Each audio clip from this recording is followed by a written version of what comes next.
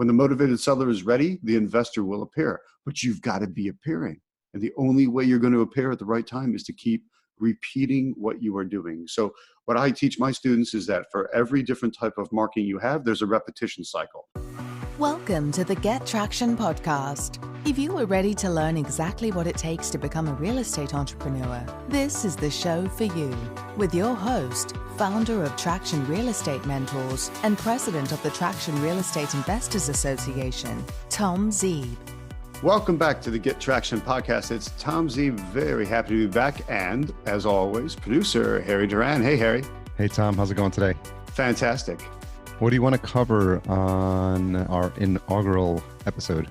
What I think we should start with, Harry, is going through my main model for what is rapid cash generation. This frames out everything every real estate investor needs. So I focus specifically on wholesaling as my exit strategy, but no matter what kind of real estate investor you want to be, buy and hold or rehab or wholesaler, the beginning of the process is all the same. And I have three main pillars that define the beginning of it. So what I want to do is walk everyone through what those are. Sounds like a plan. The model that we take people through has three main pillars to it. And those three pillars are, number one, find the deal. That's your marketing. Number two, make the deal. That's your negotiation. And number three, get paid. That's contracts and control. That's managing the deal through the process from the moment the person says yes until the moment you get paid. So we have find the deal, make the deal, and get paid as our three main pillars of what it takes to be a great real estate investor. And I think what will be helpful for the listener, if you are at home, to pull out a piece of paper, follow along with us, because I think there's something powerful to be able to put pen to paper when you hear ideas and concepts like this. And obviously, if you are listening to this on the road, if you're in traffic, if you're on the treadmill, walking the dog or making dinner, then by all means, listen attentively. And then when you get home, make sure you replay the episode and follow along with Tom, because there's something powerful to putting this stuff on paper. Yeah, would you agree? Absolutely. Now, Harry, when we get those three elements right, the find the deal, the make the deal, and the get paid, that's when we achieve total freedom, which is what I argue your business should be based around. Your business should be based around you personally achieving total freedom, whatever that means for you. There's a money component to that. There's a time component to that. There's a family component to that. There's a travel component to that. So I want people to think about, what is total freedom to you? What is it that you are after? Why are you building this business? And why do you want it up and running and thriving? Let's get that right, because that's at the center of what we want to achieve. And to achieve it, we need these three pillars. We need to find the deal, make the deal, and get paid.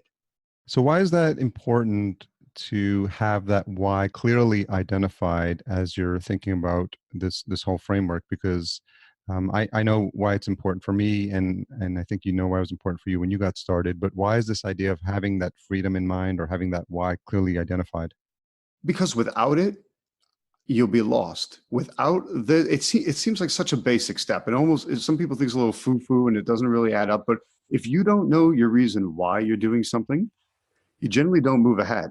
It's almost a subconscious thing. When you clearly define what it is for you, what outcome you want to have, if you look forward 1 year or 2 years, 3 years, and you can taste and see that outcome and understand what that's going to be, then you have a reason why you want to get there. And that makes all of it worthwhile to you. People that never take the time to define their why and never take the time to figure out why it is they want the change, they don't want it progressing along the path. We've got to make that why real enough to you that you understand it, that you want it, that you can taste it, and then you go, okay, I want to go after that. Otherwise, you stay stuck at the starting line, spinning your wheels, and that's no place to be. Yeah, that sounds like it's super important part of the puzzle. Yeah, absolutely. So you're going to take us through the find part first. Yeah, let's start with find. Let's talk about marketing. So without marketing, you have nothing. If you never get the leads, then you'll never have the deals. If you never get the leads, you'll never have a chance to negotiate. If you never get the leads, you'll never have a chance to use the right kind of contracts. You'll never have a chance to get paid. You'll never get all the way through the process until you get that first step right, and that's marketing. I'm going to break marketing down further. Let's take the find the deal and break that down into three further categories. We're going to talk market, we're going to talk message, and we're going to talk multiplication. So let's start with market so this makes sense. The market is the who. Who is it that you are after?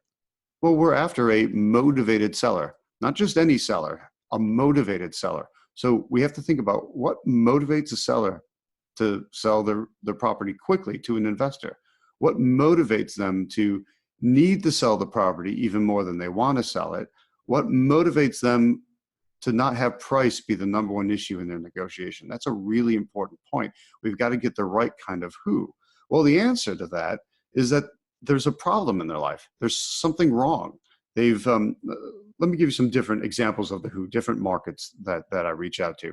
Out-of-state absentee owners is one of my all-time favorites. So this is a person who owns a property, let's say down the street from you. They're in your town, but they don't even live in your state. They live somewhere far away. They live on the other side of the country, sometimes the other side of the world, but they still own that property. And when something happens with that property, they can't run and fix it because they're nowhere nearby. They're nowhere at all. So that's an out-of-state absentee owner. You can reach out to them and say, hey, are you having problems with this property? Do you want to sell this property quickly for cash? What winds up happening is that maybe there's a problem with the property or the tenant that's in the property or some sort of situation with the property. But a lot of times the problem is actually with them back wherever they live. And they can ditch that property and sell that property to solve the problem somewhere far away. So you wind up the benefit of being able to help them out of their situation somewhere far away from you by using a property that's right down the street from you. So it's one of my all-time favorite lists. It's been my number one over the years. I love out-of-state absentee owners. Another good example of a good market to go after, a who, is probates. So when someone dies and they owned a property, their estate goes into probate. And when I say estate, I don't mean they were, super rich with a horse farm or a mansion. An estate just is what's left over when you die. That house gets inherited, maybe by children, by grandchildren, by somebody else. But a lot of times, think about it, if someone's inheriting a property from a parent, they may or may not live in the same area. They may or may not have any time to deal with that house. They've got their own lives and their own kids and their own job. And now they got to deal with, mom's house. And that's difficult, particularly if she hasn't updated the thing in 40 years. If they reach out to an agent, they reach out to a realtor to sell it. As a realtor says, oh, well, it needs to be fixed up. Well, now they're thinking, great, I got to fix a property up. I got to spend all that time, all that money, all that headache, all that hassle. I got to manage a contractor just to be able to list it, to sell it. So when you come along as a real estate investor and say, hey, I understand you've inherited a property and I specialize in properties just like that from people just like you. And no, you don't have to do a thing to the property. I'll buy it from you as is. There's a really good motivation for them to sell to you. And price is not the number one issue in that negotiation either. They just want that problem solved. They want that property off their hands as is, not after they have to fix it up and spend a lot of time and effort on it. So that's another really great source. Other great sources of the who, people go through a divorce. Well, normally what happens, they bought the house based on two incomes, but now that it's Splitsville, there's only one income and one income can't afford it, so they need to sell. Sometimes people are moving into town. They're moving out of town. They might just be sick and tired landlords. I mean, I've certainly been there. I told people initially how I got started with a 6-unit building full of professional tenants. I was a very motivated seller. And the worst part was not being able to find anyone to take that property off my hands. Like nobody wanted it. Even when I called, Harry, I used to call investor ads to try to get somebody to take that 6-unit building off my hands. Most of the time, nobody would answer the phone and nobody would call back, which really made me wonder why they were spending money on marketing if they weren't going to bother to pick up the phone in the first place or even bother to call me back after I left a desperate sounding message. So a lot of people worry about their competition. Oh, everyone wants to do real estate investing. There's so many real estate investors out there. Really? There might be. I don't see many that are actually doing it and doing it consistently. And heck, if you're calling and no one's answering and they don't even return a phone call, then I don't really consider them competition. So each step of my process is designed to, yes, get you leads, but also destroy your competition at the same time. If we do this right, you're the only logical choice because we're destroying your competition. What's important about this approach is there's a method and steps to follow. And ideally, if you do things in this order that you're outlining, then people will have the results because people have gone through this exact process and they've had success with your program. Oh, yes. Yeah. And so this is exactly why I teach people how to do and give them the materials to do it with, because You know, let's go through the list of the different types of people, the different types of who's.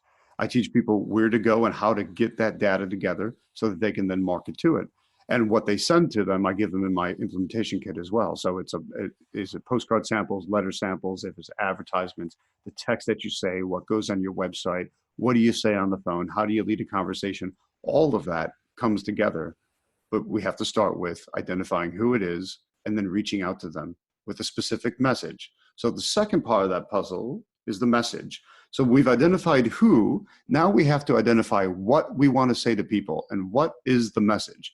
Not what is the message, what itself, the word WHAT, that is the message, right? It's the what. So if we take someone who is an out-of-state absentee owner, we got to think about what are their hot buttons? What are the things that are driving them, motivating them? What kind of problems do we have? And let's speak to them, saying that we know who they are.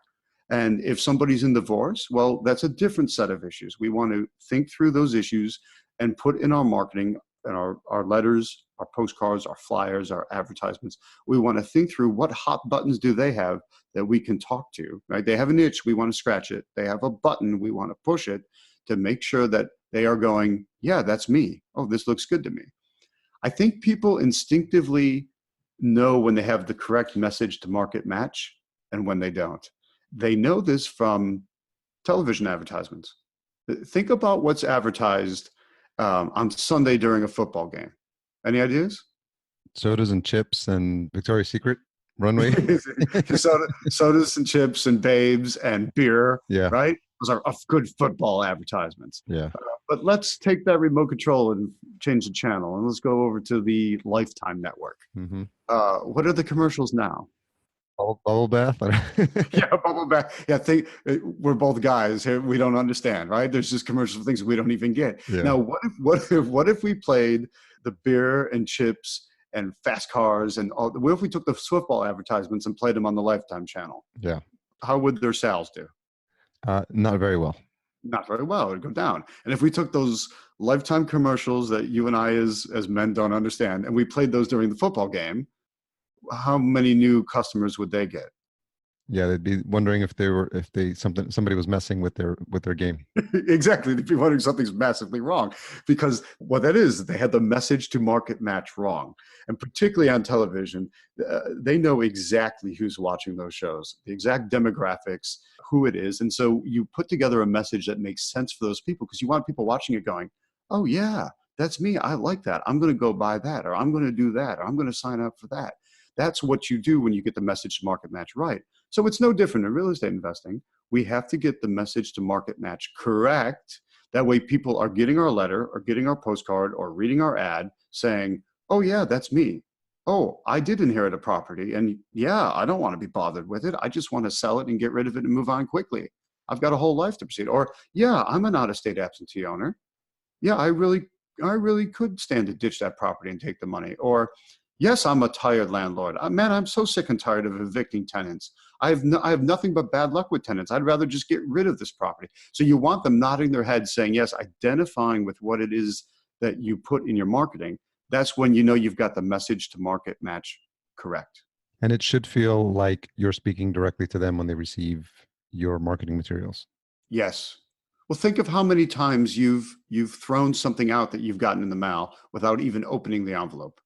Right? You know it's junk. Maybe you look at a postcard and you go, that's not for me, and you throw it out. We don't want that to happen. When we get the message to market match correct, we want them looking at your materials going, oh, wow, that is exactly me. They're nodding their head, yes, that's exactly me, and that's exactly what I need and want right now. And then they call, then they email, then they go to your website, fill out a form, and take action. What's one of the common mistakes new investors, and even I'm sure experienced investors, still occasionally make this mistake when it comes to marketing message match? I think they get a little too generic. You just assume it's, oh, we buy houses, or sell us your house. But that's kind of generic and boring. Look, if you're going to spend the time doing the courthouse research or building the right kind of list of who the market is, so you're getting people with very specific problems. A motivated seller is motivated because they have a problem. So if you're going to spend the time getting really specific about these people and finding those specific names, then send them a message that matches exactly what their problem is, rather than send them something generic. So if you've gone through the trouble of finding the eviction notices, and so you know these people are tired landlords. They're tired landlords because they've kicked tenants out. Then talk to them about being sick and tired of tenants and toilets. Talk to them about the headaches landlords would have. Don't just send them a generic "we buy houses" message, because then they might respond because they are so desperate, but they also might not because they're borderline, or they're still not sure they have a problem. What your job as a good marketer is to needle that problem, right? Scratch that itch, push those buttons, and turn up the heat on them a little bit. Turn that heat up. You're actually doing them a favor. Harry, I think a lot of times people, they don't want to turn the heat up because they feel bad about it. Yeah. Well, this person already has a problem. I don't want to make it worse. No, go ahead and turn the heat up. You're doing them a favor because you're actually forcing them to deal with their problem. And yikes, as human beings, if we all dealt with our problems promptly and efficiently, life would go so much smoother. And sometimes it just takes somebody to give us that little push. And you don't want to be the equivalent of the sign that we see when we're at the traffic light, the 8.5 by 11 piece of paper stapled to the telephone pole that says "we buy houses." Yeah, that doesn't necessarily look great either, right? It's like, maybe I'll do that, but there's two types of marketing there. So that sign, stapled to a telephone pole, that's a broadcast type of marketing. It's a shotgun approach. You're taking a big wide shot, seeing if anyone responds. That's one way of marketing.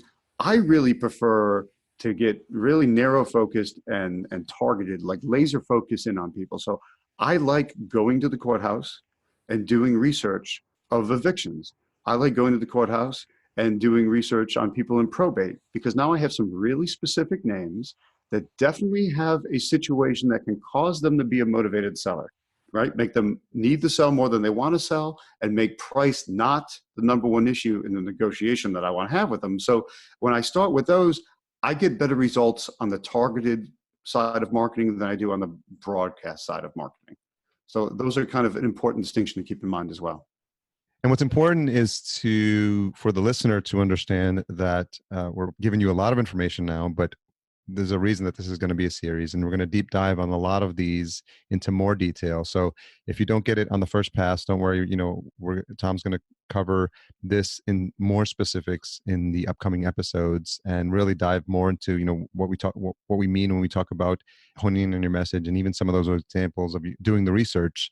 People probably have questions like, how do I do that, and where do I start? So I don't want people to feel like they're getting overwhelmed now with a lot of information. Just think of this as a high-level overview of the system that we want to cover, and sort of like the framework for what we're going to use for the upcoming episodes. So there's going to be more details to follow.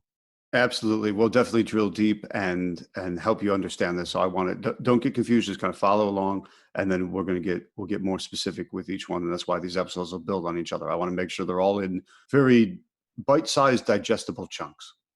And so we've got marketing and message, and then we've got, under the fine pillar, multiplication.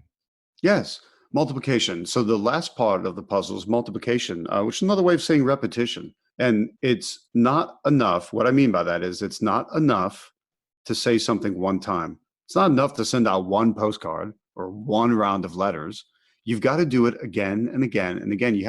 But there will absolutely always be drama.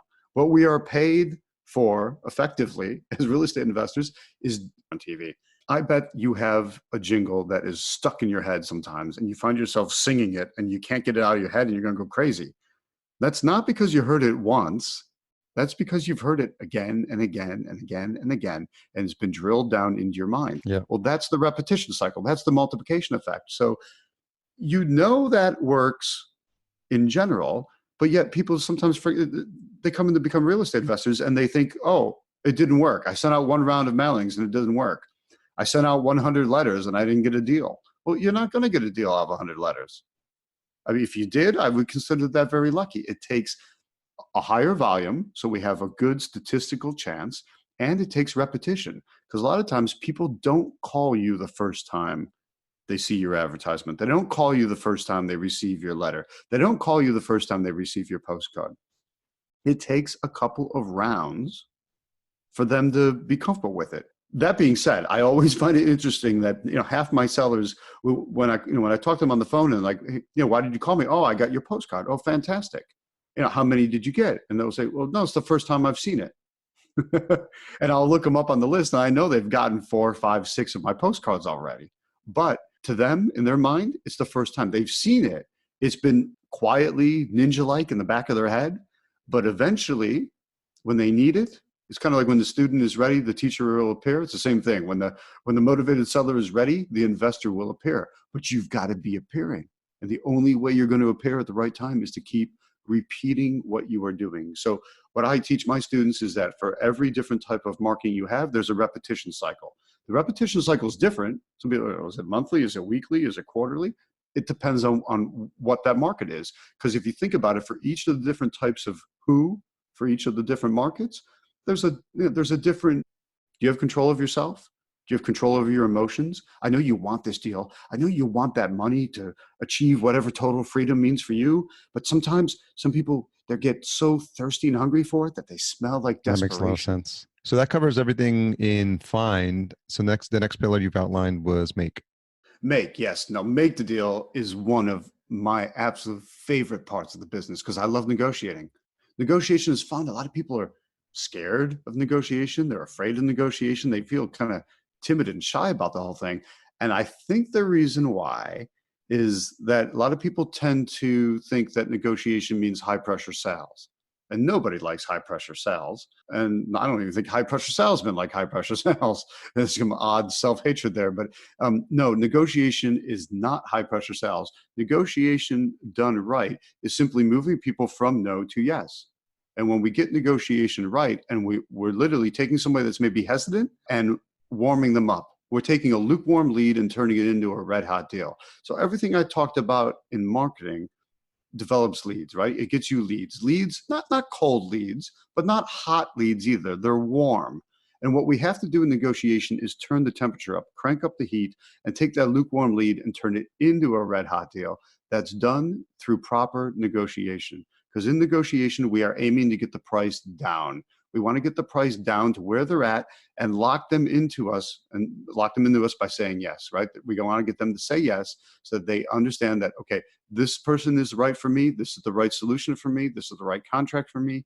This is the right price for me. Now, they're only going to say yes if it works for them. And the same way, you're only going to say yes if it works for you. So as schmaltzy as it sounds, we are truly after a win-win style negotiation here. Okay, you're not going to force somebody to do something that's against their will or something that's not good for them. And in the same way, you're not going to go ahead with it if it doesn't make any sense for you as an investor. You're not out here to lose money or take on their problems. You're out here to solve their problems and make money in the process of helping them. And that is what good, proper negotiation is about. A lot of different negotiation techniques that we'll talk about in future episodes and trainings, but for the main overview of how I look at making the deal, I break it down into 3 categories: pinpoint, package, and persuade. Let's take each of those one by one. The first step in a negotiation. So somebody's responded to your marketing and let's say they call you. You're on the phone with them. The first thing we need to do is pinpoint their problem. What exactly is the problem they're having? Are they a tired landlord? Did they inherit the property? Are they an out-of-state absentee owner? Are they going through a divorce? Have they just gotten too old and want to get out? Their knees are sore, or they want to move somewhere warmer. These are common things that come up all the time, but you have to ask. You have to ask what that problem is so you can pinpoint what it is. Because when we get a really clear focus of what their problem is, then we can move on to step 2, which is packaging up a solution that works. So if we start by pinpointing the problem, because now we can put together a solution that works for them. So on the topic of pinpointing, I get the sense that sometimes new investors are afraid to ask for the details. Where do you think people get this wrong sometimes? Yeah, they flat out get very afraid to talk to people. And the weird thing is, it's not that hard. You just want to be asking very, open-ended questions, or, some pointed questions and some open-ended questions about, why are you selling? When do you need to sell by? What are you going to do if you don't sell? And keep kind of turning up the heat a little bit on each of those answers and dig for more information. Harry, I view this like an onion, and you want to keep peeling off layers of the onion. So just because somebody gives you an answer, that's only one layer of the onion. Now we found, there's another layer. Let's peel that layer off too. And let's keep trying to get down to the core of what it is. That's obviously so we can pinpoint the problem to better package up a solution that would work. It's also, that's on our end, it's also beneficial to them because you're making that person think through where they're at, think through their problem and how they want and need it solved. That's a pretty big thing for most people because they've never gone through that and no one's ever pushed them to do that. So I like to really spend time on the pinpointing. Now, yeah, people do get oddly afraid about talking to people. And one thing I have students at my boot camp do is practice. And I tell them to practice on something that doesn't matter. So go on Craigslist and look for the people selling for sale by owner. They want to be called. That's why they advertised on Craigslist. The thing is, don't expect any of it to turn into a deal. Simply, I tell them print out 10 copies of my deal worksheet, which is it's kind of the crutch. It's the framework they can lean on to never feel choked up about what to say, to never be hesitant what to say, to never not know what to say. They just look down at my deal worksheet, and that's the framework that has all the questions. It's not a script, because I don't like scripts. Life doesn't follow a script. So what I like to do is provide a framework. That way they can freestyle within the framework and come up with exactly the questions they need to be asking. So I tell them, look, print out 10 copies of this and call 10 ads in Craigslist. And what's going to happen is you're going to get more and more comfortable with asking the questions. You're going to realize that it doesn't hurt. It's not difficult. And you're also going to see how randomly different 10 different people can respond to the exact same set of questions. And that helps you get very familiar with talking to people and starting to pinpoint what that problem is. Then we move on to packaging and we talk about, all right, if these are the problems, let's package up a solution that would work. Let me give you some examples. A lot of times I deal with older motivated sellers. So they're in their 80s, sometimes even into their 90s, late 70s, usually, let's say, 80 something on average. Mm-hmm. They want to sell because why? Well, first off, it's usually a her. It's always a female seller at that age. Any ideas why? Widow? Yep. Sorry, buddy. The men die first. It's just the way it is, right? So we're usually dealing with a widow. The house has been paid off. She has no mortgage left on the property because she was from a generation that, well, gosh, their whole point was to pay it off and own it free and clear. That was their goal. From that age, they were financially responsible. These days, everyone refinances 17 times in the last 3 years to suck every penny of equity out of the property. And then they wonder why they get into trouble. But back then, so you have an 80, say my kind of stereotypical 82-year-old woman, female seller. She wants to sell the property because her knees hurt. She's gotten too old. She can't keep up with the property. She wants to move somewhere warmer. And it's odd for me because I'm from a much colder climate than where I currently live. And even in the current climate, people still want something warmer. So it just seems to be a progressive thing. Seems like anywhere in the country, that's a familiar thing. She can't handle the upkeep on the property, and her knees hurt. And going up and down the stairs isn't a nice thing anymore. And so they want to move in the retirement community somewhere warmer, and usually a one level or a garden style property. Fantastic. Well, we can help them with that. So that's pinpointing the problem. And as I start to think about a package solution that'll work, it's, well, what do you want the money for? And a lot of times at that age, they want to know that they're taken care of for the rest of their life. That's very easy to have happen, particularly with a free and clear house. A lot of times there's a grandchild or two that they want to put through college. And they say, I don't trust my kids to pay for my grandkids' school, so I want to do that. How can we make that happen? What's great about a real estate deal is you can structure the payment any way you want. You can put pretty much anything you want into a real estate contract and make that some of the terms. So a lot of times I said, okay, fine. So how often does a college or university need to be paid? Well, they need to be paid twice a year. Okay, for the next 4 years. So what if we structured this where the payments automatically went from the escrow account that the money will be put into upon the sale? Automatically that school got paid out twice a year for the next 4 years so that your granddaughter can go to college. And it completely avoids your bum children, the granddaughter's parents, from being able to touch the money. Would that work? And they say, oh yeah, that'd be great. Can we set it up that way? Oh, and there's money left over. Oh, fantastic. So I'm going to be set for life. You say, absolutely. How much do you need a month to live? And we can make sure that you have all that. And you can, you run all the numbers out for them and they go, that's incredible. Because you took the time to pinpoint the problem, You know what their issues are, and you can put together a package that custom fits exactly what it is that they're after, which makes it a pretty logical thing then to say yes. Yes winds up being the only logical answer, and you're the only logical choice. Because even if there was any competition, even if they were talking to somebody else, nobody else figured it out that way. No one else put the offer together like that, which moves into the third part of the puzzle, which is persuade. So it's not enough just to present them with a package that makes sense. You have to persuade them to say yes to it. And part of this is knowing what their pain points were, because you pinpointed those. Packaging up a solution that solves them helps you persuade them to say yes. Because if we're going to move them from no to yes, because the most exciting things in life happen after the word yes, right? And all the real estate deals happen after the word yes. We've got to move them to say yes, so they accept that package, understand how that's going to solve all their problems, take the house off their hands without them having to do a lick of work to it.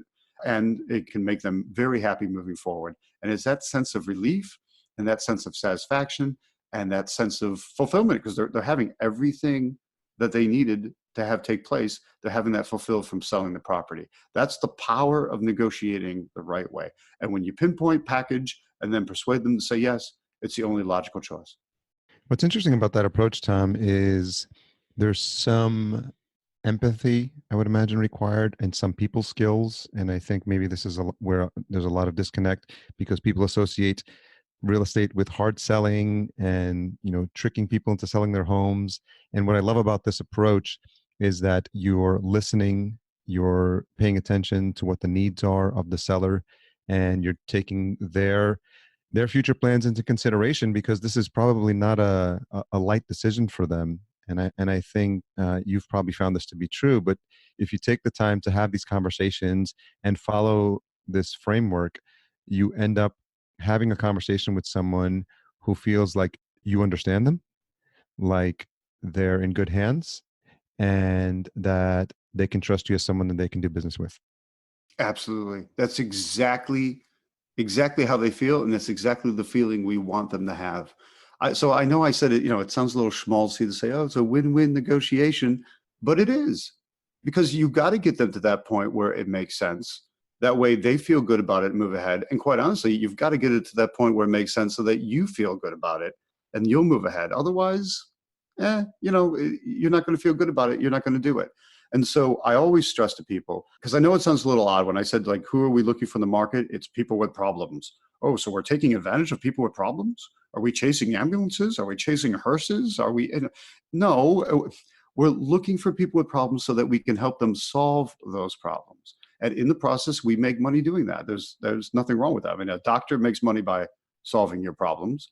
And a lot of people make money by solving problems. Well, that's what we do as real estate investors as well. It's never bulldoze over somebody and crush them into nothing. It's always, let's make it win-win, so that they're going to get what they want out of this transaction, and we're going to get what we want.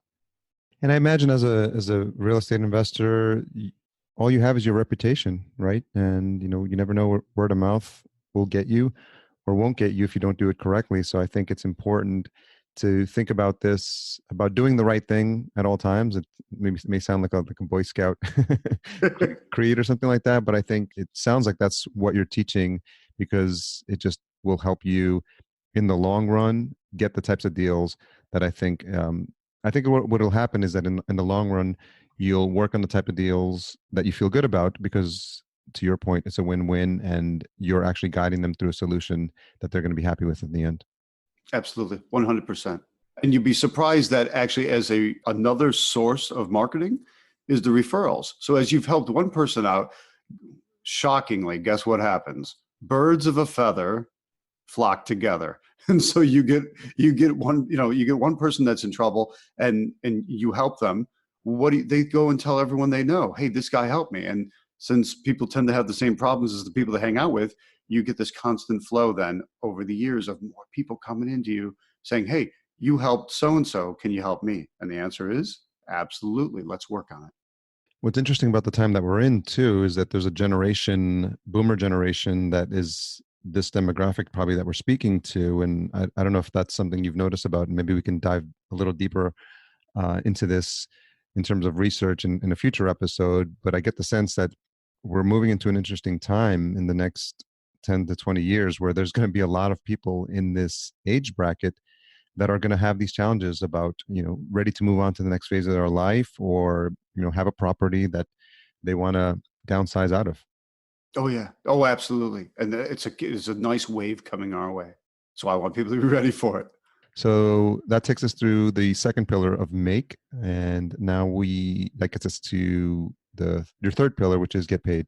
Yes, get paid. Okay. So from the moment they say yes in the negotiation, right? The logical conclusion of good negotiation is the word yes. So we've made the deal. Well, now we need to ink it up. So the first part of getting paid is having a contract. There's no way around it. You absolutely have to have a written contract in real estate. So there's no oral agreement. I can't agree to buy your sunglasses from you and you say yes. So when we have an agreement, that's an oral agreement. That doesn't happen in real estate. It has to be in writing, and written contracts scare a lot of people. I'm sure a lot of the audience is going, oh yeah, I'm petrified of legal contracts. In fact, a lot of times people are so scared of the legal contract that's why they don't bother doing any marketing, because they're worried about what would eventually happen. So one of the things I want to do here, one of the reasons I'm describing all these steps of the process, is so if we can identify anywhere that you're afraid of that's stopping you from starting, I can shed some light on it. And I find sunlight to be the best disinfectant. We're going to shine some light on that, make you understand what it is, take that fear away so that you will get started and progress all the way through the process. So contracts is one of those big ones. And getting the legal contracts right. Here's what surprises a lot of people. My entire business, from a wholesaling perspective, runs on just 2 contracts. The first one is only 4 pages long, and the second one is a whopping 1 page long. So my first one is my pro buyer agreement. When the person says yes, I present them with my 4-page pro buyer agreement. When I say pro buyer, it's because I'm the buyer. Okay, so it's a sales contract, but it's weighted so it's favorable to me as an investor, as I think it should be. Later on, when I go to find a ultimate end buyer, either a landlord that's going to buy it from me or a rehabber that's going to buy it from me, I need to assign all my rights and responsibilities in the initial contract. I need to assign those to the new buyer. I do that using a 1-page assignment contract. Both of these contracts I've custom written with 2 of my attorneys, and we thought about, all right, well, what is everything needed legally and what's everything needed from the investor's perspective. That's what's missing in a lot of the boilerplate stuff. It's not written from the investor perspective. So I quarterbacked and said, this is what I need to have happen. How are we going to make all of these things come true? And that's what my attorneys did. So we got the kind of best of both worlds. What the business side of it says, what the business mind says, what a real estate entrepreneur needs, and make sure that's backed up properly by 2 different attorneys. So that's how I get confidently through the contract phase of it. So someone says yes, I present them with the contract. The other nice thing about a 4-page contract, it's not that long. It's written in plain English. They understand it. They're comfortable with it. They can sit down at their kitchen table and read it. If they have any questions, they can ask them. They don't feel intimidated by it. So they've said yes, and now they can ink it up, sign the contract, and lock in their yes. Fantastic. But things aren't quite done yet. We're still not all, it doesn't start raining money just because they said yes, and it doesn't start raining money just because they signed the contract. I still need to get this thing through the settlement, through the closing, right? So different parts of the country, they call it different things. It might be settlement, it might be closing, might be called closing escrow. It doesn't matter what specific term you use in your area. The outcome's the same. It means in bringing it to either the settlement attorney, the settlement office, the escrow office, the title company, with, again, different names for who it is that goes through the process of transferring ownership of the property from one person to the other. That is what we're after. There's some conflicts along the way. So the second part when we talk about get paid, we're talking about contracts, conflicts, and control. Contracts, conflicts, and control. I covered what happens with the contract. Now we're talking about different types of conflicts. Issues come up. I mean, what if your seller starts to get cold feet or gets a little froggy or a little bit funny? We got to know how to deal with that. Buyer's remorse. Buyer's remorse. Well, seller's remorse in their case. Seller's remorse. And then, and then speaking of buyers, we got to find a good buyer. If I'm going to be wholesaling it, so I'm not the one buying it, I'm not going to be the rehabber, or I'm not going to be the landlord, well, then I need to find a rehabber or find a landlord. There's things to control there. I have to negotiate with them again, get them to pay a higher price than what I have it under contract for, because my profit is made in that spread, right? My profit is made in the spread between what I have it under contract for with the seller and what I can convince the buyer to pay me for it. And there's a difference there. And that difference is what goes into my pocket, right? That's called my wholesale fee or my assignment fee. Some of the conflicts that come up with buyers is that, they don't agree with your estimation of the value of the property, or they don't agree with the terms of your contract, or they don't, they don't agree with your repair estimate, how much you say it's going to cost to fix it up. So there's some conflicts there you're going to have to deal with, you're going to have to wrestle with. There could also be other things along the way to settlement, such as something goes wrong with the title work. Let's say there's a big bill. They had the roof redone 5 years ago, and they never paid that contractor, and now there's a lien against the property. This kind of stuff comes up during the title work, and it's a conflict you have to be prepared to deal with, so that for the most part, you don't have to personally do much other than manage it. You need to tell your attorneys, all right, let's solve this problem and get it done. You need to leverage your team to get it done, but you need to be aware of it, because these things could kind of rear their ugly head, and if things go wrong, that's not a good thing. So you've got to be prepared to manage those conflicts. What percentage of deals do you find tend to have these sort of hiccups along the way? Almost 100%. Almost 100% have a hiccup of some sort. Now, a big hiccup that's going to kill it? No. But there is always some sort of skeleton in the title work closet. There's just almost always. There's a bill that didn't get paid, or something a little crazy or goofy. Half the time they don't know about it. We find out during the title search process when it's heading to settlement. The thing is, it's not usually enough to derail the deal. So it's just something that needs to be dealt with.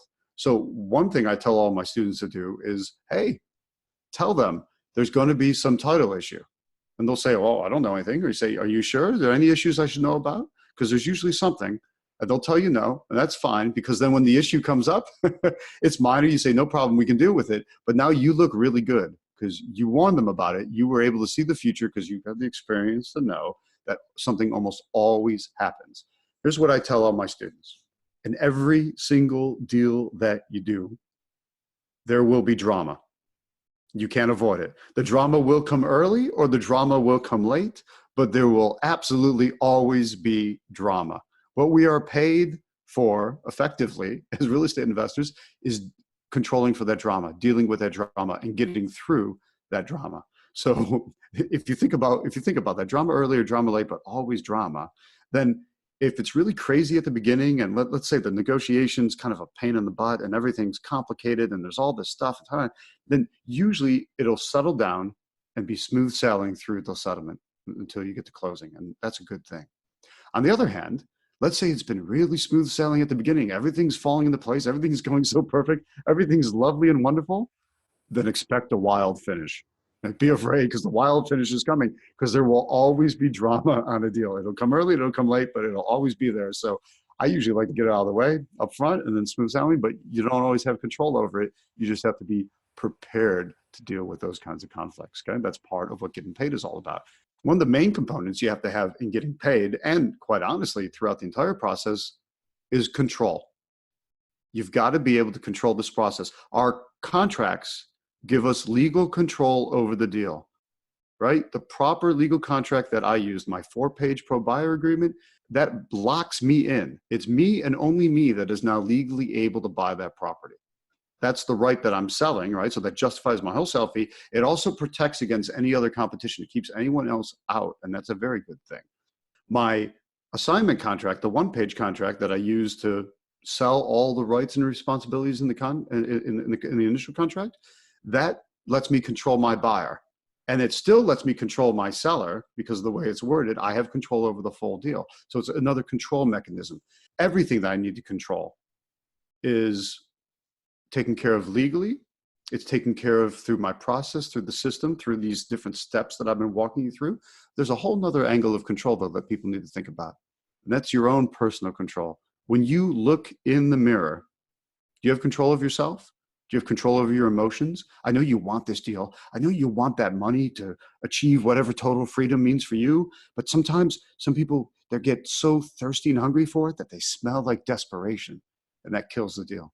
Greedy. Or that kills the negotiation. It's greedy. It's not greedy sometimes. And sometimes just you want it too much. So you got to control yourself. You got to control your emotions, control your desire. Because when you kind of take on that degree of control, marketing goes smoother, negotiation goes smoother, getting paid goes smoother. It all comes back to that degree of control. So that's why control on a number of fronts is so absolutely important to getting to total and complete freedom. So that's an amazing framework, and it's a great overview, and it's probably a good place for us to put a pin in this and really get people excited about what's to come. Like I mentioned, we're going to be diving deep into finding, making, and getting paid.